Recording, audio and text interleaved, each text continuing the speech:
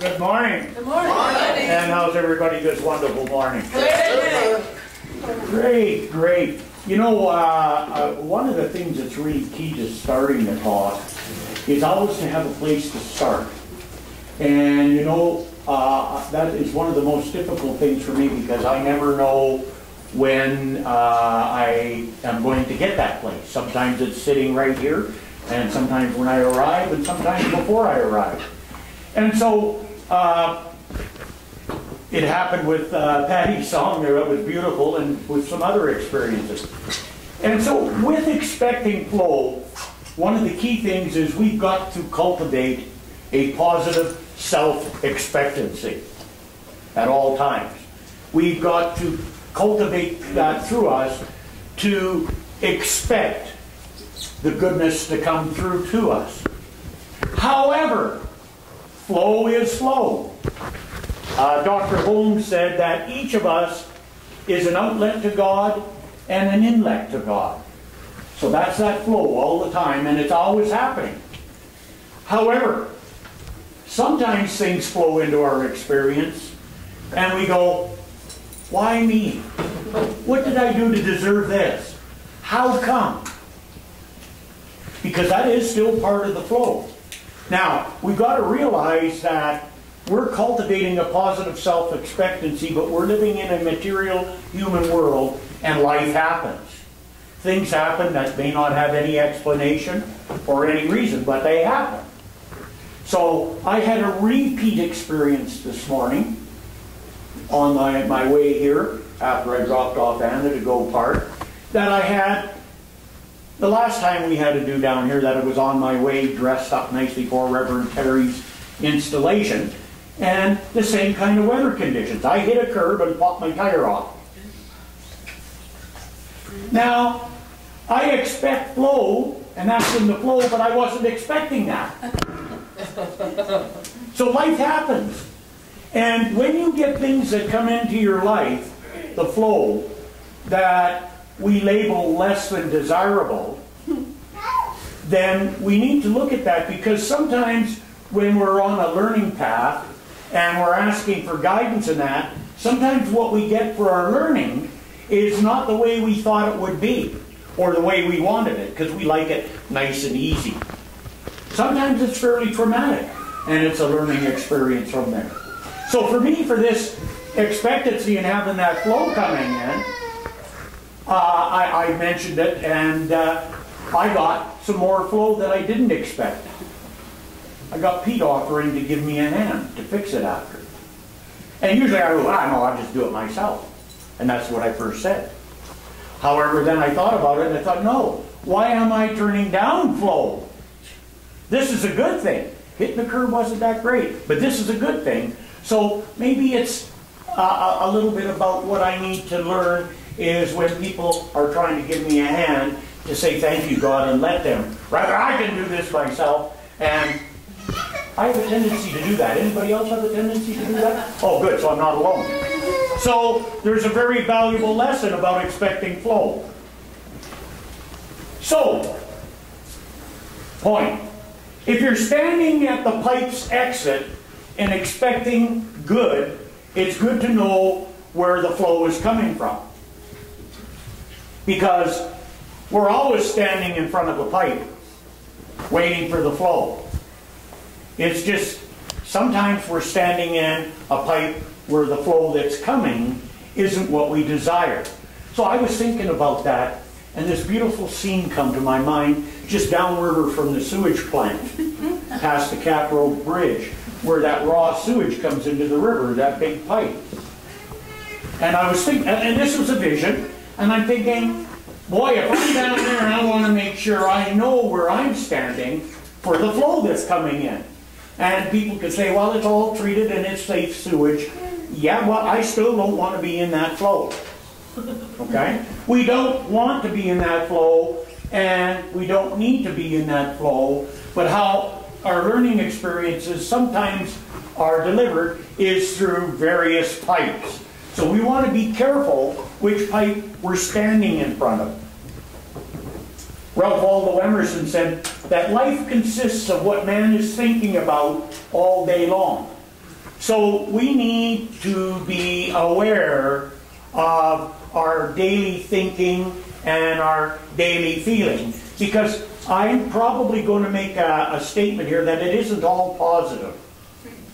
That we got a lot of negativity in there, and that generates flow too. Because whatever we're putting out from that internal storehouse is an indicative of what type of flow we want. And you can say, well, I don't want that flow. Well, then if you don't, we got to stop. Because we can't say to the universe, this we don't want, this we do. Because it doesn't have, the law doesn't work that way. It doesn't have a sensor on it saying, oh no, you don't really want that, we won't give it to you. Or you need a little bit more of this, we'll give you that. Okay, that's like planting peas and expecting to get corn. It doesn't happen. So, what the whole crux of this is about is creating that positive self-expectancy and working with it on a day-to-day basis, and what it is that we need to do in order to enhance that and make it go better for us. So, what do we need to cultivate and work with on a day-to-day basis? We need to work with faith. We need to have that faith that what we're putting into it and what we're doing with it, and it is our thinking, will produce the results we desire. And of course, anytime we have doubt, that's a destruction of faith. Anytime we do the opposite, that's a destruction of faith. Anytime we start entertaining and holding on to thoughts that go against what it is that we're desiring to experience, that goes against the faith and destroys it. We've got to have trust. We've got to trust in the process. Oh boy, faith and trust, those are those two words. And then we've got to work at believing. Now, it's easy to declare your belief. I believe this. Well, belief, the first part is declaring that. However, the most important part of belief is not the declaration. It's the acceptance of the idea and the emotional energy that you put around it. Okay? Because it's the emotional energy that puts the charge to it. It's the enthusiasm that puts the charge to it. And what puts the charge to it, it's like an electromagnetic force field, and it draws what it is to us that we need in order to fulfill our heart's desire.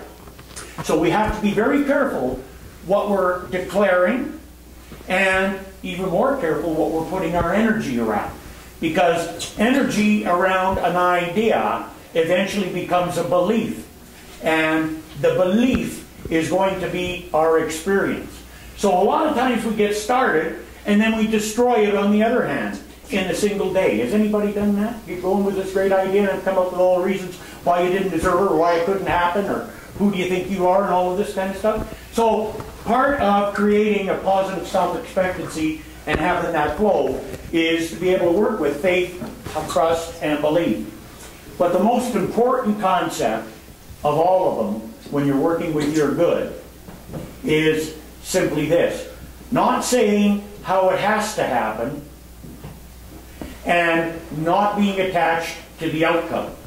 Because the Spirit will never give you less than what it is that you desire. It'll always be better. It might not be exactly the same. But you've got to watch that you don't get restricted and say it has to happen this way. One of my favorite all-time stories was my experience about going to Hawaii. 5 years I had that on my list. Cha-ching, I'm going to Hawaii, I need money. You see, there's a caveat. No, you can't put caveats on your desire. Because I found out I'm not smart enough to figure out all the possibilities. Because I'm thinking I needed money to go to Hawaii. Well, yeah, well, that's not cool. You need money. No, it's not. It's not. That is the big lie. That is a limitation. The goal is to go to Hawaii. So I took that caveat off there and decided, no, I'm just going. I don't know how it's going to happen. Maybe I'll win a trip. Maybe somebody will buy me a ticket and take me. Who knows? Well, you don't know anybody in your life that would do that. And you haven't won anything lately, so But that was the thing, take off the caveat. 6 months after I did that, I got a call from the Honolulu church from Reverend Helen Street at the time that was there, a good friend of mine. And she said, Doug, I've been hearing about doing this strategic planning process with the board. Would you come over to Honolulu and do it with our board? I said, I think I can fit it in. Would you mind doing a class in a Sunday service? I said, I think I can fit it in. She said, I hate to ask you this, but when you're over, we've got a smaller church in Hilo. Would you mind going over or doing the same thing in the Big Island? I said, I think I could fit it in. So by the end of the day, when I went over there, did my classes in both places, Sunday services, everything, come back, paid my bills, I had $1,500 in my pocket. I got paid to go to Hawaii. It never entered my mind. I guess I was, see, we are not, it's not our job, and we're not smart enough to figure out the how-tos. We got to let that go. But we got to watch it. We don't put caveats on it. We just got to expect it. And of course, when? Oh, a couple of weeks from now would be nice. We're on an as-need-to-know basis, and if we trust, divine right action takes place in my life, and there's a gradual, orderly, sequential unfoldment into form of the highest and best that I am. And it'll happen. My desire since I've been a young boy was to go stand on the Great Wall of China. And I'll tell you, when I was working at SAIT in the early 80s, I got this idea, I'm going. And I got pumping on it, and there was a job coming over into this training center they were establishing in Chengdu in southern China. And I put my application in, and there were 2 positions. And I made it to the short list. There were 3 of us. And I knew because I was in this that I was going. Well, I was the one that wasn't picked.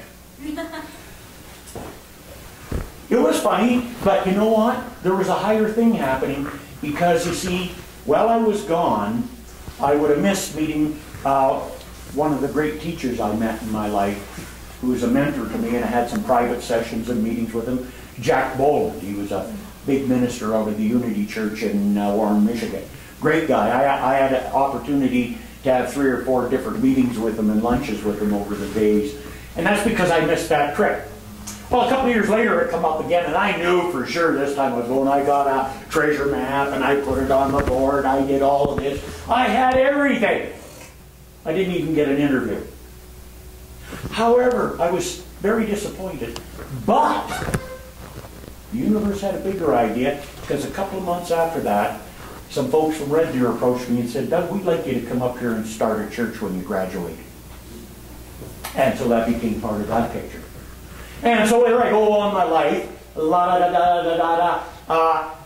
20 years later, I'm back at SAIT there teaching, and my boss says to me, we're opening up a new program over in China to get students to come here to finish up, and we're going to start our core course, and I'd like you and my good friend to go over and be the first 3, to teach the first 3 courses in the program. I said, right on! And then he told me the time frame, and I would be finished and getting home 2 days after my daughter was going to get married. And I had to be there for that because I was doing the job. So I was extremely disappointed again. This was the 3rd time, you know. What's that? 3rd time? We're going to talk about the 3rd time. Everything happens in 3s. That's on the agenda. So anyhow, I told him about it. He changed the dates of the program just so I could go. And I got to go to China, you see, and stand on the Great Wall in 2 places, just what I wanted to do. So you have to take off conditions. The how-tos are none of your business. You just got to get started where you are with what you can right now and work with faith, trust, and belief. And know the flow will come. However, when you're in the flow, stuff happens called life. Like my tire. I'm really excited about going up there changing it later. You can tell, can't you? Yeah. But that's life. That's part of what the flow is all about.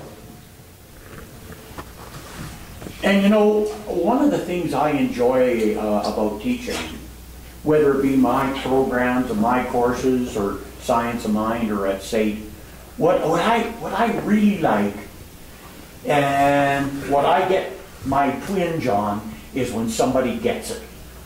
And they really get it. And so, you know, I teach accounting, and one of the things I tell my students is accounting is like driving a car or driving a truck. You could sit in the garage, you can know how to operate everything, you know all the rules, regulations, you watch the videos, the films, you watch somebody drive it, but you don't learn to drive until you get it on the highway. That's where you learn to drive. Okay? That's where you get it. So I told him that the accounting's like that. You could sit there, you could do it like other courses, study it all you want, but until you do it, until you drive the car or the truck, that's the way it's going to be. So one of the things I do with my teaching, I expect positive stuff to come back. Do I get negative stuff coming back? I've got all kinds of stuff to deal with. But that's just life. But I don't let it get in the way of the juice that I get. So, last week, I had an experience. I had this one young man. I had him for 15 weeks in the fall. And we're into 13 weeks this semester, or 12 weeks with only 3 left. And last semester, quiz 1, quiz 2, project final, failed. Just marginally, but failed. Qualified for a rewrite, took it, passed the course, got into the second one. First quiz, marginally passed, second one failed, first project, marginal. Last project, last quiz. Last project, he gets 90%. He gets 87% on his last quiz. I know he's not doing anything funny. So when I give it back, I congratulated him, and I said, okay, tell me, what's the difference? And he looked at me and he said, I drove the truck. Okay? So, like, he got it, and he did it, and that's the result. And man, that makes me tingle all over. Okay? I can deal with all the other stuff that happens. That's part of the flow of that job. However, when I get that one student that comes to me and I ask him that says that just gives me the warm fuzzies. None of the other stuff bothers me that much because I just deal with it. I don't let that take my energy and attention. And then I got stopped last week by another young man who I had 2 semesters ago who took one course from me, and he says, you know, Doug, I got to tell you how much you inspired me. I come here for a reason, and after listening to what you did with your life, and how this worked for you, he said, I wasn't too sure about that, but then I knew that I needed to go do this program, the accounting program, and he's done exceptionally well at it.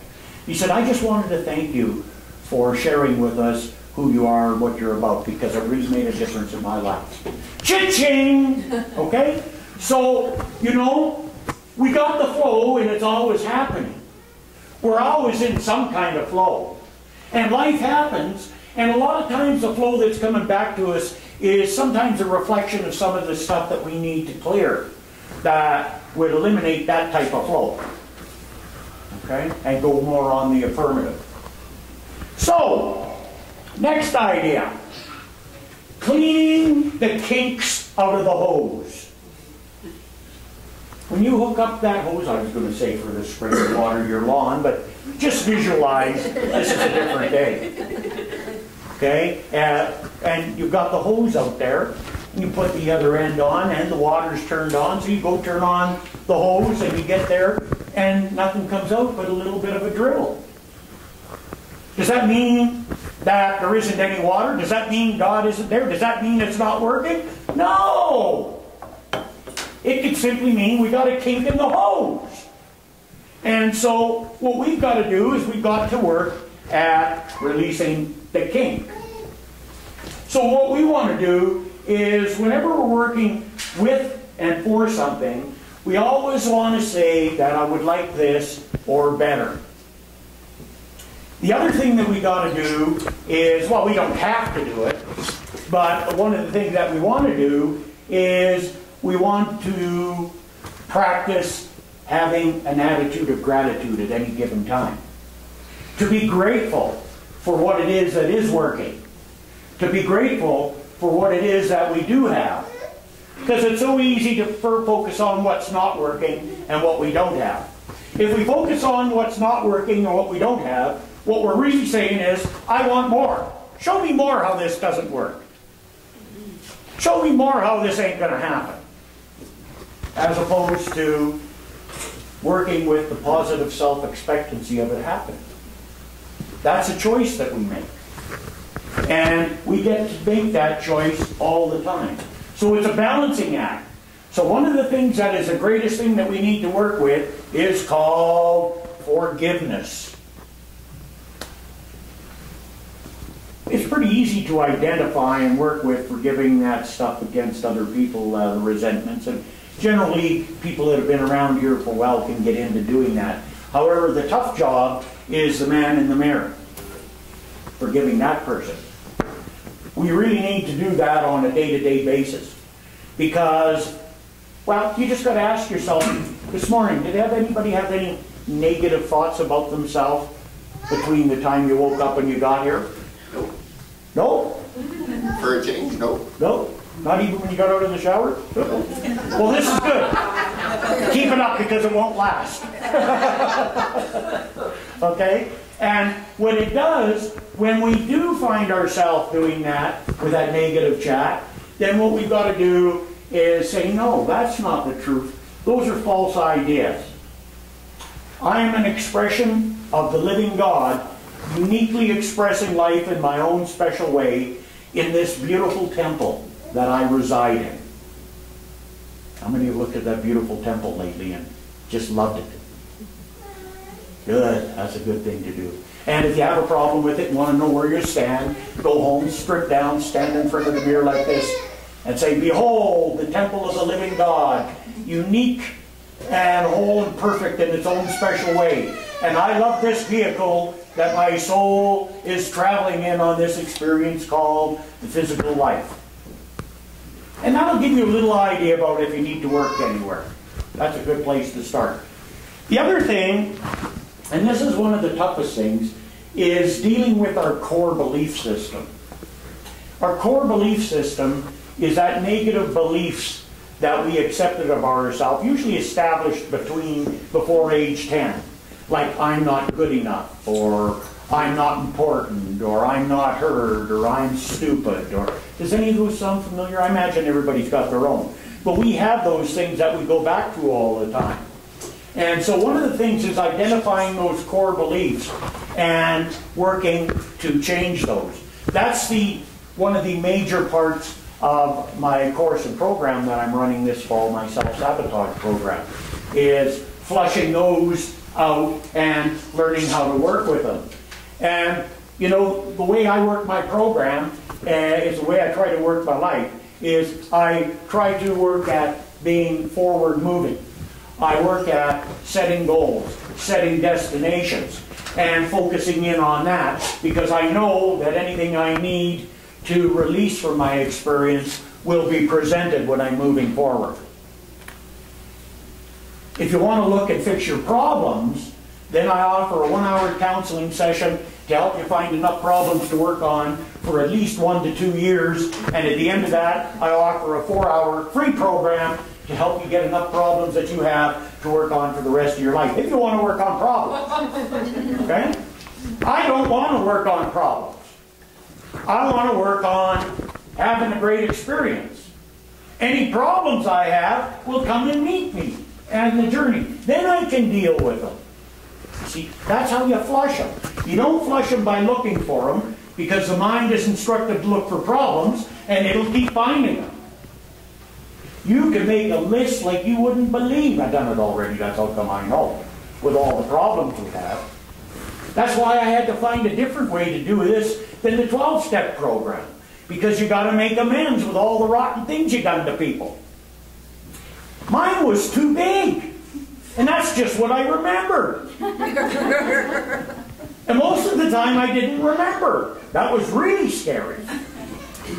So I had to find another way. I found out I didn't have all these problems. I just had a few issues that I kept doing over and over and over again. Different people, different circumstances, different situations.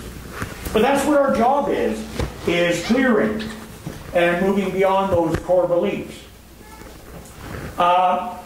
Enthusiasm makes the difference. Ralph Waldo Emerson said, enthusiasm is one of the most powerful engines of success. When you do a thing, do it with all your might. Put your whole soul into it. Stamp it with your own personality. Be active, be energetic, be enthusiastic and faithful, and you will accomplish your objective. Nothing great was ever achieved without enthusiasm. So we've got to put a little bit of pause, and enthusiasm's the energy, you see. That's what gives the punch to your thought. You might think of this as a sailing ship. And the captain is your thought process. The captain determines where you're going to go and how you're going to get there. But if you've got a sailing ship, if you don't have the wind to drive the sails, guess what happens? Not much. You've got to have the wind. However, you've got to make sure you know what kind of wind you're putting into it, because it could be a hurricane or a tornado, and it could be extremely destructive. That's your emotion. That's your enthusiasm. Where is the enthusiasm focused? On the desire or the reason why you can't do it? On the other hand, if you get all emotional and whipped into a lather in a frenzy, yee-haw, and we're going to it, woo-hoo, and the captain's sleeping and not steering the ship, it'll just drive it onto some beach or onto the rocks or whatever. Has anybody got excited about something and didn't think about it clearly and crashed on the rocks? Big time. Big time. So you see, you got to have the captain and the sail working together in the ship of life. Those two have to be on the same framework. You got, and you can't be adding the energy to what you don't want. Because keep in mind, there's not somebody saying, "Oh, really, Brandon, really, you don't want that. You really want this, so we're going to do this for you and save you the hassle of that." Oh, it would be nice if you had somebody editing your thoughts, but it doesn't work like that. We have to edit our own thoughts. We have to give up our stinking thinking. Easy to say, but the challenge is self-awareness. And when we find ourselves doing it, not to beat ourselves up, just to gently shift our energy and attention. 747, flying from Los Angeles to Honolulu.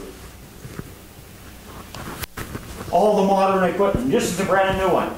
It's off course 90% of the time. 90% of the time, it's not flying in the right direction.